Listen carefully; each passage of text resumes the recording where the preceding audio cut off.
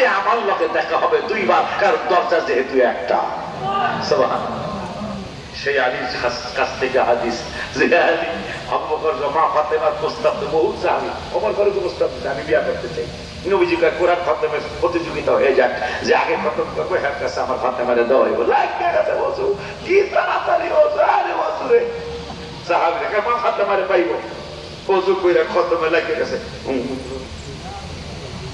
আলী কয় 1 মিনিট হয় না, আধা মিনিটে কয় আয়ান খতম শেষ। ইংরেজি বাংলা মিলে একে যাবে, ইংরেজি জানি না, হুজুর ইংরেজি জানে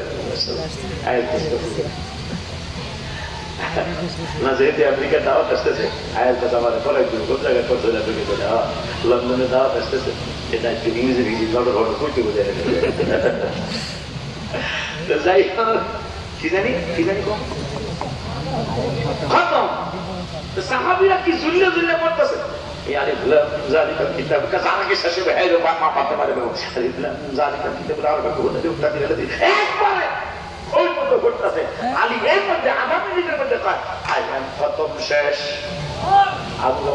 সবাই স্টপ হয়ে যাও।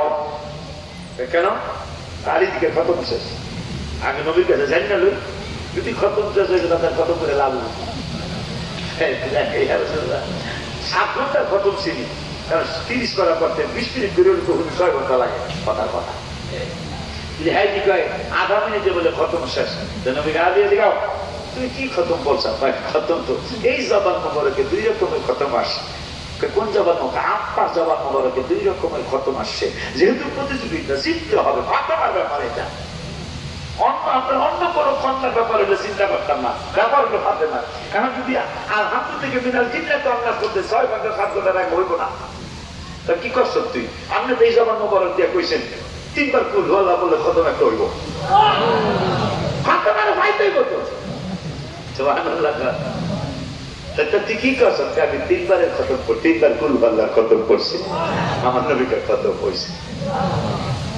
সেই আলী বলতেছে আমি নবীজির সাথে, নবীজির দরবার মনে করেন এখানে কথার কথা, মক্কা শরীফ এখানে কথার কথা, পাশের এলাকায় গেছে নবীজি কোন একটা কাজে, আলীর সাথে ছিল। আলী বলতেছে নবীকে স্বাগতম জানানোর জন্য জাবাল, জাবাল মানে পাহাড় আসছে, ওয়ালা সাজাদ গাছ আসছে, আয়া ওহুয়া ইয়াকুলু আসসালামু আলাইকা ইয়া রাসূলুল্লাহ।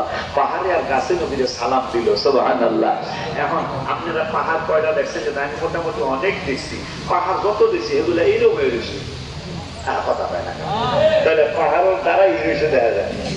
পাহাড় যদি ধুইয়া বইয়াও যায়, গাছ কিন্তু ধুইয়া দেয়, সারা বিশ্বের গাছ। আলী বলতেছে পাহাড়ের গাছের নদীরে সালাম দিচ্ছে। এখন গাছের আর পাহাড়ের নিয়ম হলে এরকম রেখা, কথা পায় না। আমি ভুল করে আমার কই দেবো, গাছ আমি এরকম হয়ে গেছে এরকম দেখি নাই আমি, আমার কথা পায় না। যেটা বাইরে গেছে সেটা হলো ভিন্ন কথা, ঠিক কিনা? কিন্তু যেটা আছে যেটা বেহা হইয়া দাঁড়াইবো দাঁড়ায় দাঁড়ায়, কথা পায় না। তোর তো কারা বেহা হইয়া দাঁড়া, কথা বলতে সব গাছ দাঁড়ায় রয়েছে।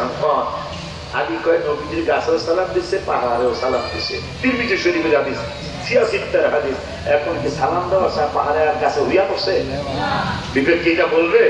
বিবেক বলবে যে না, তারা নিয়মই দাঁড়ায় থাকা, সালাম দেওয়ার সময় তারা দাঁড়ানোই ছিল। পাহাড় আর গাছ তাদের জন্য জান্নাতও নাই, জাহান্নামও নাই, কথা পায় না। আপনার জন্য জান্নাত আছে, জাহান্নাম আছে। পাহাড় আর গাছ যদি জান্নাত জাহান্নামের চিন্তা নাই, তারা যদি নবীর দাঁড়ায় সালাম দিতে পারে, আমাদের উচিত কিনা? উচিত। এটা করবেন। গজলটা বই না হুজুরের কাছে দোয়ার জন্য মাইক দিয়ে দেবেন।